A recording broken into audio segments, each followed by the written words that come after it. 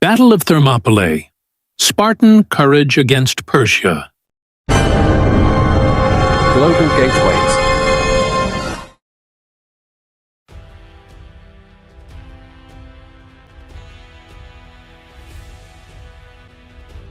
The year is 480 BC. Imagine a narrow pass, barely wide enough for a chariot to traverse. Towering cliffs rise on either side, hemming in the passage.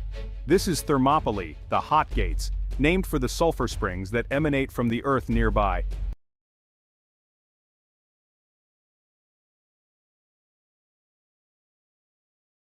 The Battle of Thermopylae was more than just a military engagement. It was a clash of civilizations. The Greeks, with their fiercely independent city-states and nascent democracy, represented a new way of life. At stake was not just the fate of Greece, but the future course of Western civilization.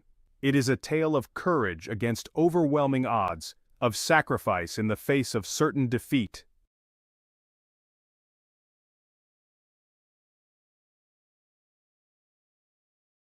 Centuries before the Battle of Thermopylae, a new power was rising in the east. From the rugged highlands of Persia, ambitious rulers forged an empire that dominated the ancient Near East. The Persians were renowned for their military prowess and tolerance, allowing conquered subjects to maintain their customs. Under Cyrus the Great, the Persians conquered the Babylonian Empire, freeing the Jews from captivity. By the time Darius's son, Xerxes, ascended to the throne, the Persian Empire was the largest and most powerful the world had ever seen.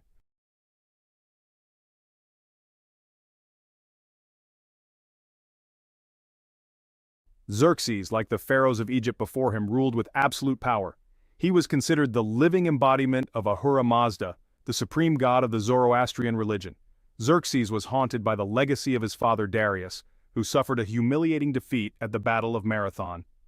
Determined to avenge this loss, Xerxes saw the conquest of Greece as a strategic necessity. He would crush the Greeks, making them an example to any who dared defy Persian might.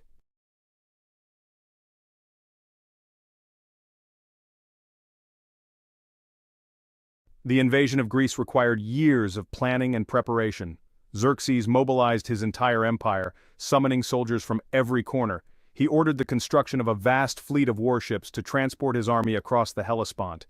When a storm destroyed his first bridge attempt, Xerxes ordered the waters whipped and branded. Undeterred, he constructed 2 pontoon bridges, a marvel of ancient engineering, and began his march toward Greece.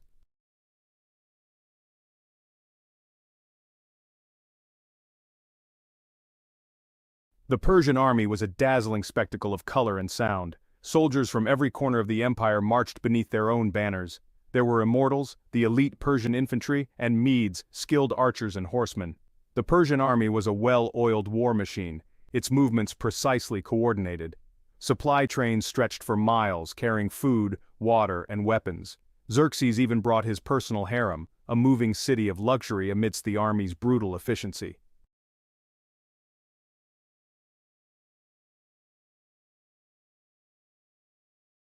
While Xerxes marshaled his forces, a different kind of army prepared to meet him.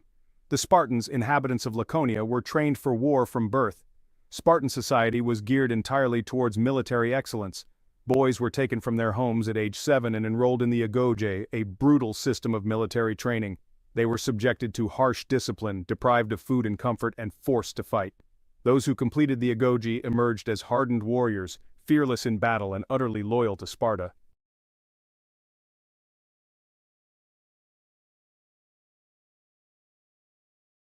Leading the Spartans at Thermopylae was Leonidas, one of Sparta's 2 kings. Leonidas was a seasoned warrior and a natural leader, respected for his courage and commitment to Spartan ideals.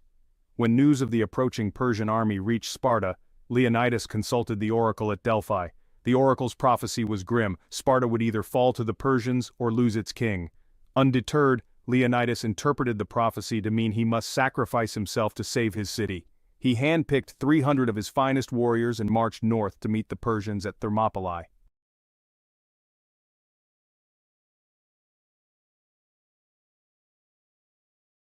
Thermopylae, the hot gates, was a narrow pass, barely wide enough for a few men to walk abreast. Leonidas knew that if he could hold the pass, he could delay the Persian advance. The Spartans arrived and immediately set about strengthening their defenses. They repaired an old Phocian wall, creating a formidable obstacle for the Persians. They cleared the surrounding area of brush and debris, ensuring no cover for the Persians. Leonidas was determined to make the Persians pay dearly for every inch of ground.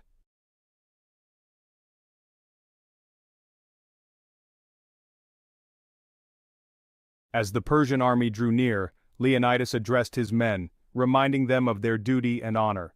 He knew they were facing overwhelming odds, that death was almost certain, but he also knew their sacrifice would inspire the rest of Greece to resist the Persians. "Spartans!" Leonidas roared, his voice echoing through the pass. "Prepare for glory! Today we fight not just for ourselves but for all of Greece. We fight for our freedom, for our families, for our way of life. We are Spartans. We fear no man, no matter how many. We will hold this pass to the death. Let the Persians come!" The Spartans knew what was expected of them. They were trained from birth to face death without flinching.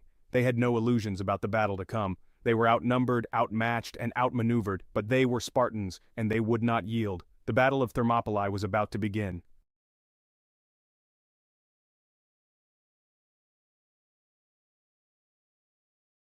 From his luxurious pavilion overlooking the battlefield, Xerxes watched with growing impatience. He had expected the Greeks to scatter at the first sight of his magnificent army. He had given them the opportunity to surrender, but they had refused. Now, they would face the consequences.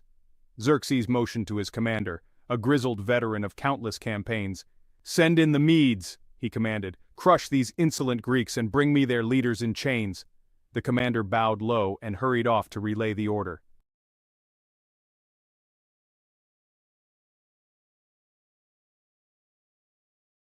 The Medes, proud warriors from the northern reaches of the Persian Empire, surged forward like a wave. They advanced in good order, their shields held high, confident in their numbers and superior fighting skills. As the Medes approached the Spartan lines, they were met with a deafening roar. The Spartans, their long hair and beards flowing in the wind, slammed their spears against their shields. They stood shoulder to shoulder, their shields interlocked, forming an impenetrable wall of bronze. They were outnumbered, but they were not afraid.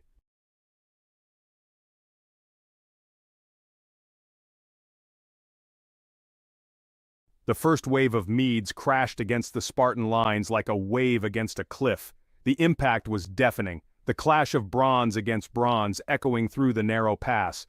But the Spartans held firm, their discipline and training paying dividends. They fought with a ferocity born of desperation, their spears thrusting forward with deadly precision. The Medes, taken aback by the Spartans' ferocity, began to falter. "Molon Labe!" the Spartans roared, their voices blending into a single defiant cry. Xerxes, watching from his pavilion, could not believe his eyes.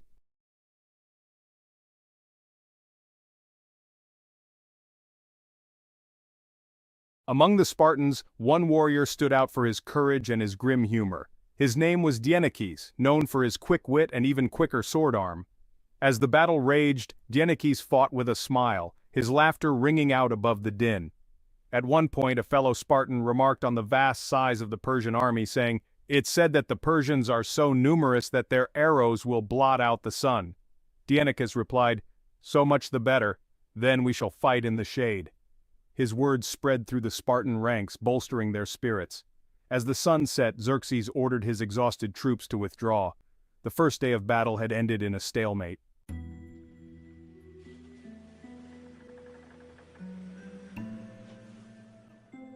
As darkness fell over the pass at Thermopylae, an eerie silence descended upon the battlefield.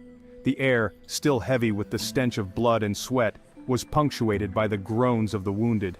The Spartans, their bodies weary but their spirits unbroken, tended to their wounded. Leonidas, his brow furrowed in thought, paced back and forth before his men. The victory had come at a cost. Many Spartans lay dead or dying. He knew that Xerxes, enraged by the humiliation of his army, would stop at nothing to break through their defenses. As Leonidas contemplated their next move, a shadowy figure emerged from the darkness. It was Ephialtes, a local shepherd who had betrayed his countrymen for the promise of Persian gold.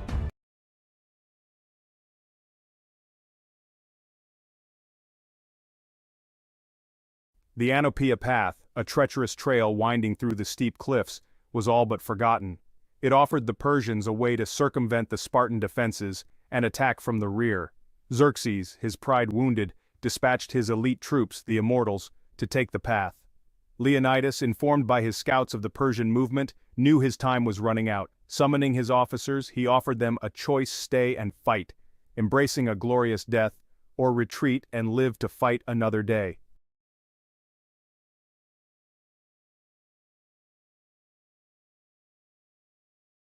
The Spartan officers, their faces etched with a mixture of fear and determination, did not hesitate. They had taken an oath to defend Sparta to the death, and they would not break it now. They would stand with their king, their shields locked tight, and face the Persian onslaught head-on. Their sacrifice would not be in vain. Their courage would inspire generations to come. As dawn broke over the battlefield, the Persian army, bolstered by their flanking maneuver, renewed their attack. The Immortals, having navigated the treacherous Thermopylae path, descended upon the Spartans from the rear, trapping them in a deadly pincer movement. The Spartans, outnumbered and surrounded, knew that their end was near, but their spirits remained unbroken. They would make the Persians pay dearly for every inch of ground.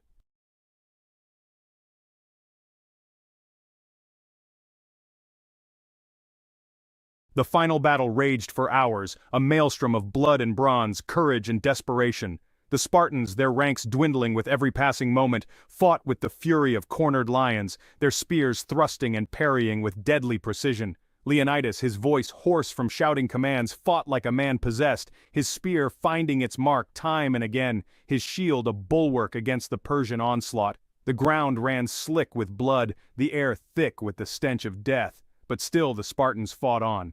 One by one they fell, their bodies riddled with arrows and spear wounds until only a handful remained, their backs against each other, their shields a last bastion against the encroaching enemy. Finally Leonidas, his body pierced by countless wounds, collapsed upon the blood-soaked earth, his grip on his sword loosening as darkness claimed him. The remaining Spartans, their king dead, fought on with a ferocity born of despair. They knew that all hope was lost, but they would not surrender. They would die on their feet, their faces turned towards the enemy, their swords singing a final defiant song of defiance. And so they fell, one by one, until the last Spartan lay dead, his body a testament to the courage and sacrifice of his comrades. The Battle of Thermopylae was over, but the legend of the 300 had just begun.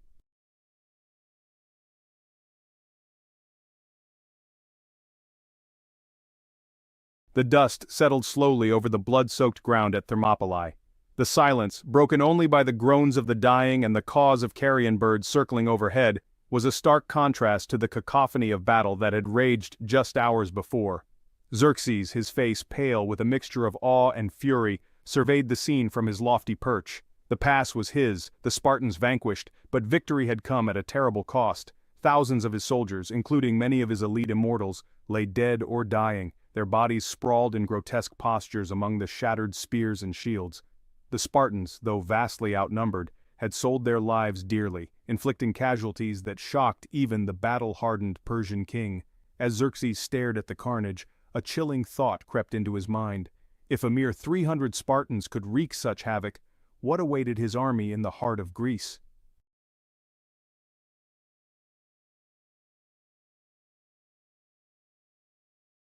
Section 2. The Retreat of the 10,000.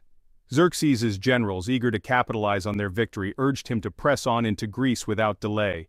The road to Athens, they argued, lay open before them. The Greek city-states, demoralized by the defeat at Thermopylae, would surely surrender rather than face the wrath of the Persian army. But Xerxes, haunted by the specter of Spartan courage, hesitated. He had won a victory at Thermopylae, but it was a Pyrrhic victory, one that had cost him dearly in both men and morale. The Spartans, in their defiance, had bought the Greeks something far more valuable than time. They had bought them a symbol, a rallying cry that would unite the fractious city-states against the Persian threat. The stories of Spartan bravery, carried by messengers and whispered around campfires, would spread like wildfire throughout Greece, igniting a flame of resistance that even Xerxes' vast army would be hard-pressed to extinguish.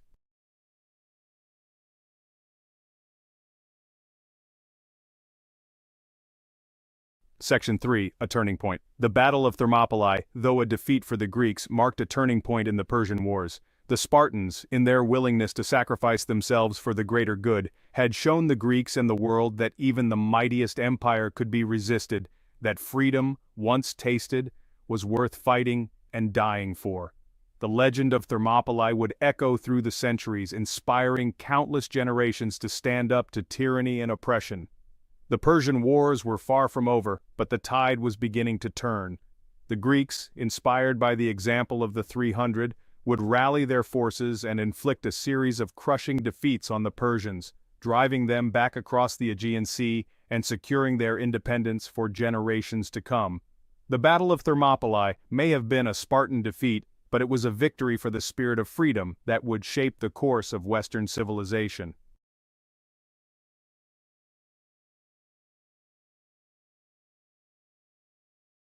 Section 4. A Legacy of Courage.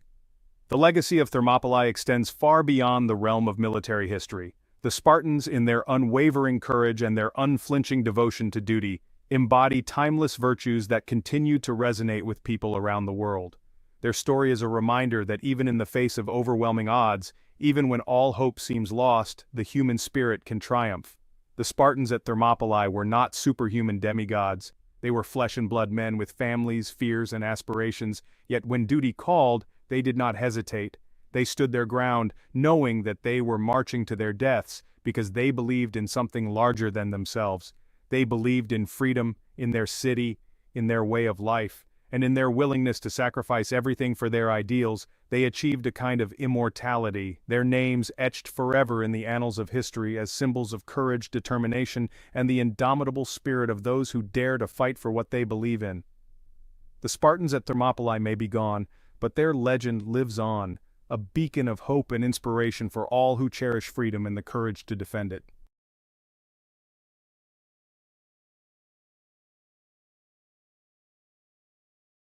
Section 1. Echoes of Honor. The hot winds still whip through the pass at Thermopylae, carrying with them the whispers of a battle fought millennia ago. The very stones seem to remember the clash of bronze against bronze, the cries of warriors, the unshakable courage of the 300 Spartans who stood against the tide of an empire. Though the Persian army marched through those gates, they did so over the bodies of heroes, their victory a hollow one. The Battle of Thermopylae was more than a military engagement. It was a testament to the human spirit's potential for unwavering valor. Leonidas and his 300 knew their fate, yet they faced it with courage and unwavering discipline. Their sacrifice transcended the battlefield, echoing through the ages as a testament to the power of unwavering conviction.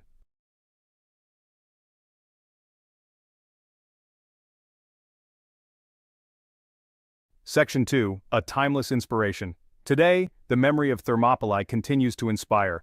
It serves as a reminder that even the most formidable obstacles can be overcome with courage, discipline, and unity. The story of the 300 Spartans resonates with soldiers, statesmen, and ordinary individuals alike, reminding us that we all have the capacity for extraordinary bravery in the face of adversity. The sacrifice at Thermopylae reminds us that freedom is not free. It is won and preserved through the courage of those willing to stand against tyranny, even when the odds seem insurmountable. It is a legacy etched in stone and whispered on the wind, a timeless message of courage in the face of overwhelming odds, a testament to the enduring strength of the human spirit when bound by duty, honor, and the love of freedom.